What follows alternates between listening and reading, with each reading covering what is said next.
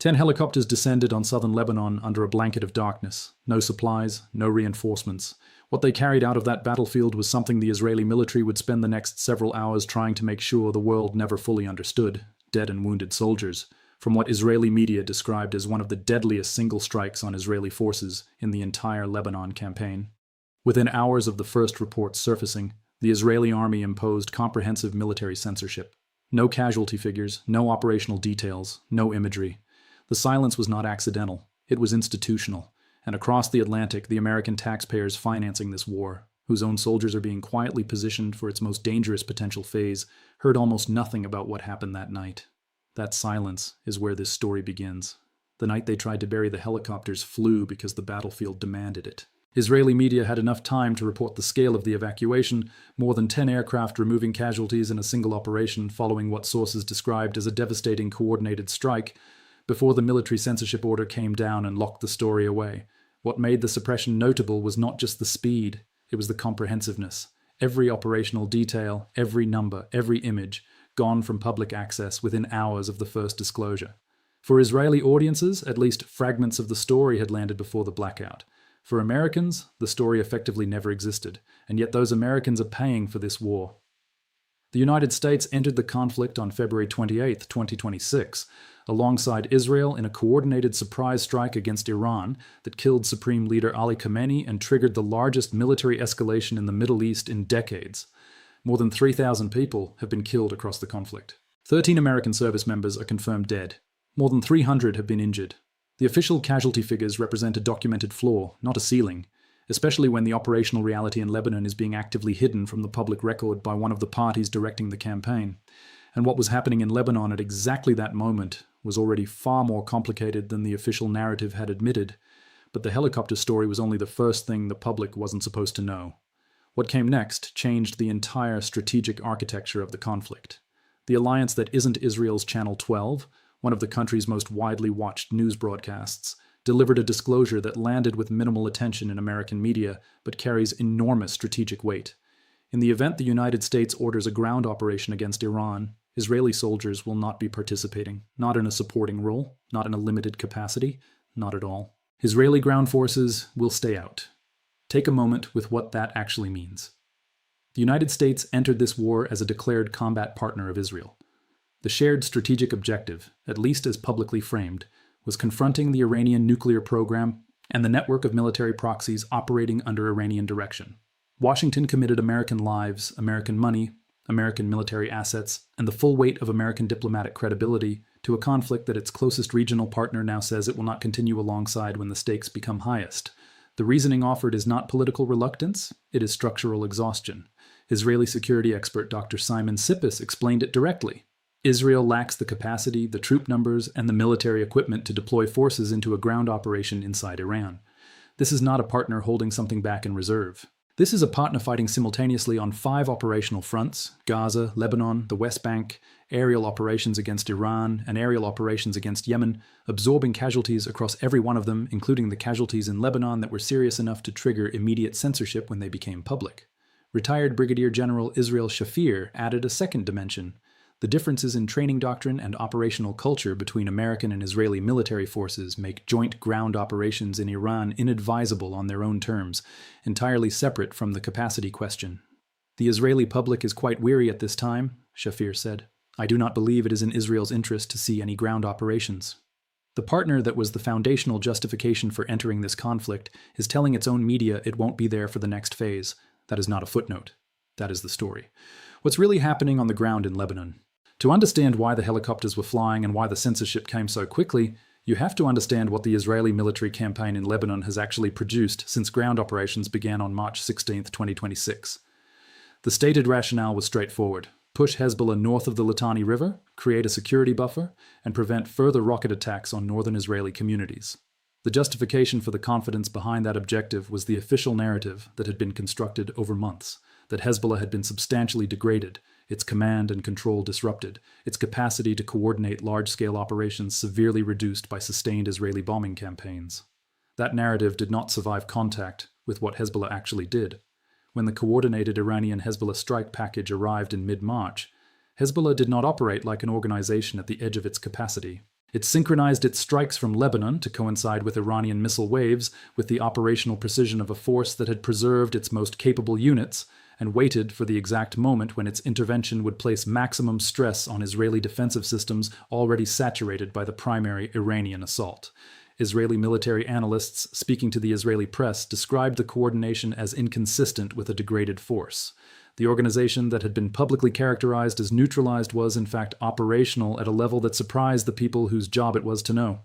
Approximately 400,000 Israeli troops have been mobilized for the Lebanon campaign.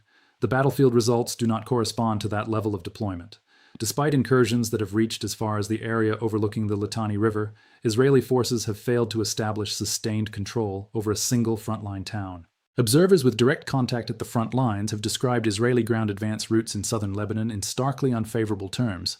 Terrain that has cost armor and infantry at rates that informed a senior Israeli security official's deep pessimism about the scale and frequency of simultaneous attacks from both Iran and Lebanon. More than 1 million Lebanese have been displaced. Over 100 to 200 people have been killed in Lebanon. 3 journalists covering the Israeli invasion were killed in an Israeli airstrike on Saturday. A United Nations peacekeeper was killed and a second critically wounded in southern Lebanon. These are not the outcomes of a campaign proceeding on schedule. What happened next in Lebanon was described by one observer as a moment that stopped the conversation in every Israeli security briefing room simultaneously. The Marines, the island, and the plan nobody will admit. Approximately 2,500 United States Marines trained specifically in amphibious landing operations have arrived in the Middle East. These are not logistics personnel. These are not support staff. The 31st Marine Expeditionary Unit arrived with strike aircraft, assault resources, and tactical capabilities that have a specific purpose. Amphibious forces are trained to land on contested coastlines under fire. They exist for one operational reason, and they are now in theater.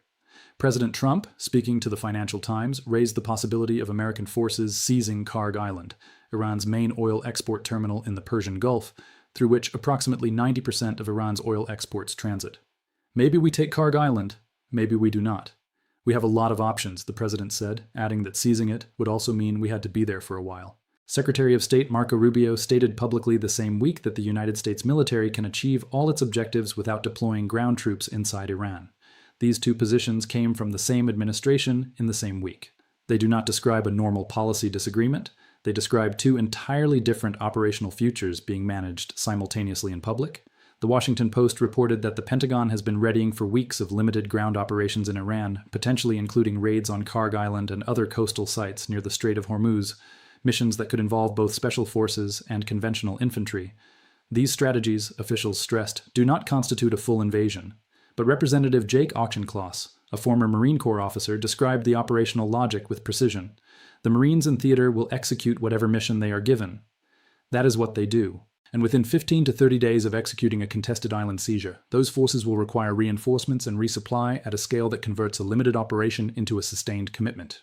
What begins as a coercive pressure move becomes, through the operational logic of holding contested territory against a motivated adversary on its own coastline, something considerably larger and longer than any initial press conference will acknowledge.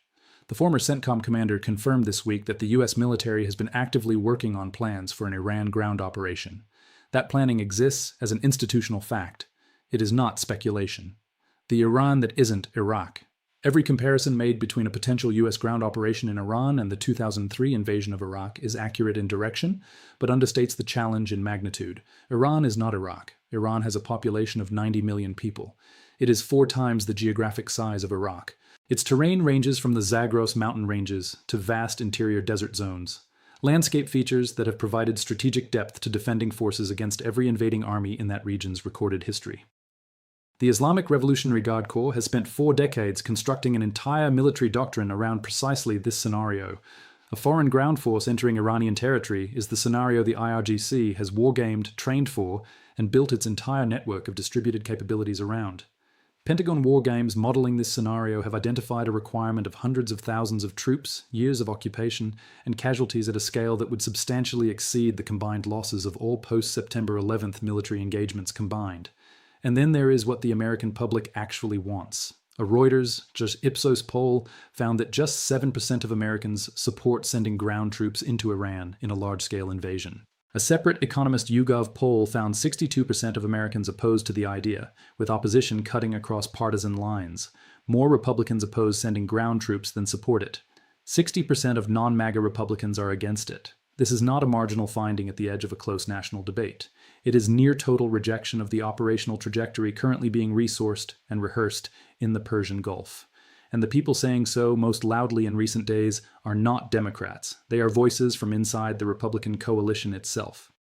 The revolt, inside the party representative Tim Burchett of Tennessee, a member of the House Foreign Affairs Committee, stated plainly on national television that there is no will for a ground conflict in Iran among Republican lawmakers.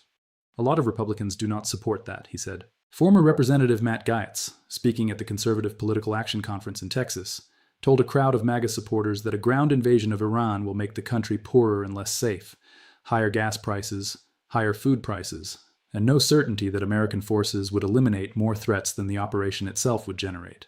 This is not conventional partisan resistance. These are America First voices, drawn from the exact political base that delivered this president his mandate, warning that a ground operation in Iran contradicts the foundational commitments of the movement that put him in office. A deepening rift within the Republican Party over the direction of the Iran war was visible at CPAC this week, not as fringe dissent, but as a serious challenge to the operational logic being pursued at the Pentagon level. Meanwhile, Democrats on the House Armed Services Committee requested a public hearing with Department of Defense officials, stating that classified briefings had not provided the oversight picture Congress needed to perform its constitutional function. The people constitutionally positioned to know what is being planned are saying they do not have a complete picture. That is happening at the exact moment when the most consequential operational decisions are being contemplated.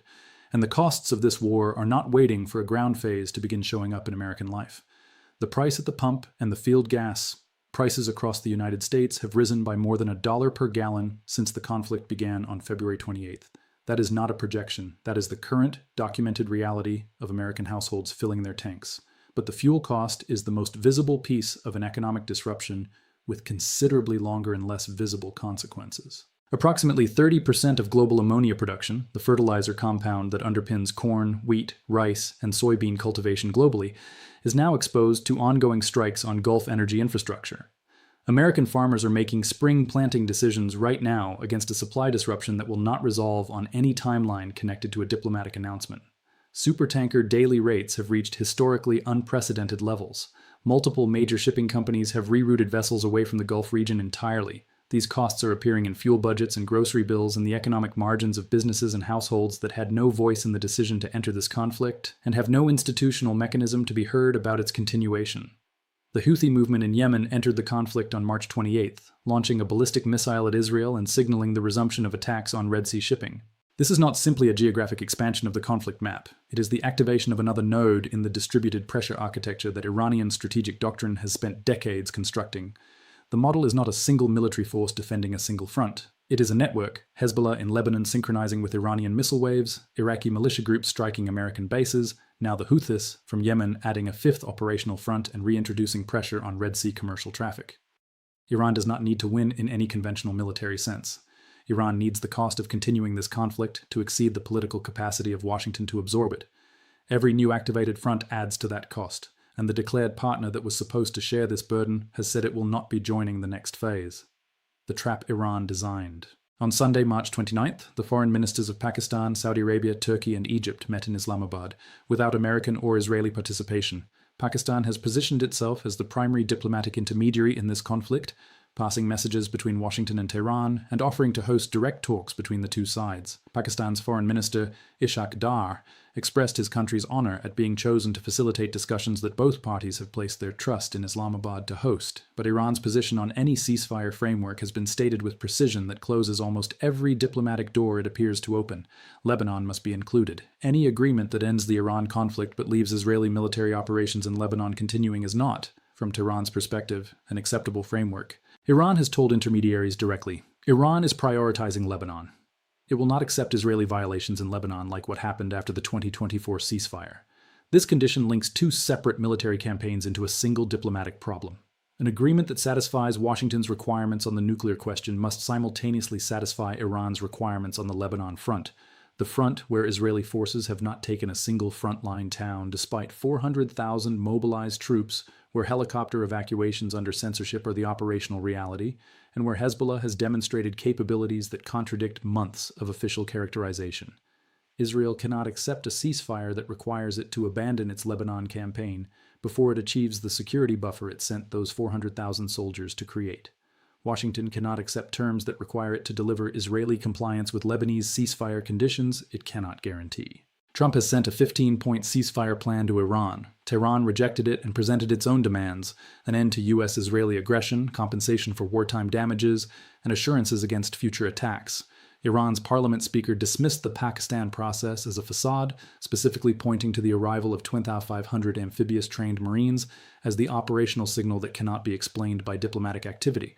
He said Iranian forces were awaiting arrival of troops on the ground to set them on fire and punish their regional partners forever. His political framing can be discounted. His identification of the specific military deployment cannot. Iran structured its diplomatic conditions to expose the divergence between American objectives and Israeli objectives by making any agreement contingent on resolving both simultaneously.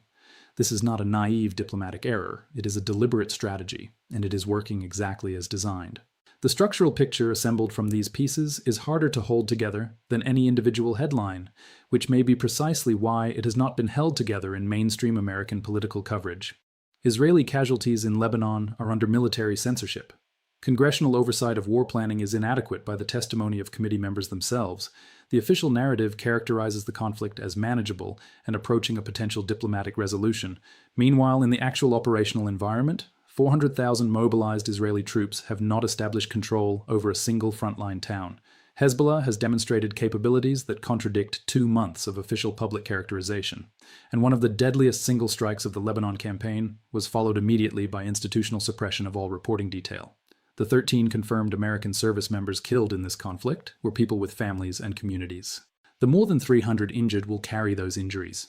The official figures describe the documented minimum. The operational situation in Lebanon, where censorship was imposed within hours of initial reporting of a mass casualty event, is a reminder that official numbers describe the floor of what is happening, not the ceiling.